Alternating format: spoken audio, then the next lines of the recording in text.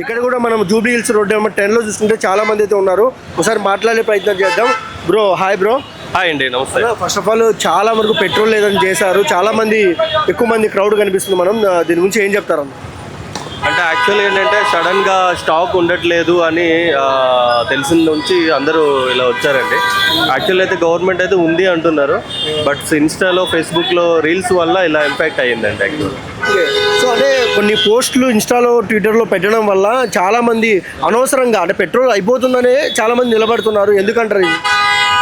అంటే ఇన్స్టాలో ప్రధానమంత్రి గారు కూడా చెప్పారు కదండి, కరోనా ఇంపాక్ట్స్ వస్తాయి అనే ఒక రీల్ ఒకటి వచ్చింది కదా, దానివల్ల కూడా సేఫ్ సైడ్ అందరూ ఇట్లా పెట్రోల్ ఐటమ్స్ అలా పెట్టుకోవాలని ట్రై చేస్తున్నారు. రీజన్ అయితే కరోనా ఇంపాక్ట్ అట్లా సిచ్యువేషన్స్ వస్తాయని ఒక రీల్ కూడా ఒకటి వైరల్ అయిందండి. అది మెయిన్ ఇంపాక్ట్ కూడా ఉండొచ్చు. సో ప్రజలు మీరు ఎలాంటి ఇబ్బందులు పడుతున్నారు ఏంటమ్మా? అంటే క్యూ చాలా ఉంది, బట్ రన్నింగ్ ఇదే మా బిజినెస్ కదా, సో పెట్రోల్ ఉంటేనే ఎవరికైనా ఉంటుంది కదా. సో ఇప్పటి కొట్టించుకుంటే 2 hours వెయిట్ చేసినా ఒక 1 week వరకు మాకు సస్టైన్ అవుతుందని ఒక కాజ్ కూడా ఉంటుంది. చాలా పెట్రోల్ ఉంది హైదరాబాద్ మొత్తంలో, కమిషనర్ గారు కూడా చెప్పారు. కానీ అన్నెసరిగా ప్యానిక్ అయ్యి first of all WhatsApp university ఆపి పనులు చూసుకొని ఎంత కావాలో అంత నింపుకోండి. బికాజ్ మీరు ఫుల్ ట్యాంక్ చేసినా వారం 2 రోజులు మ్యాక్స్ నడుస్తుంది.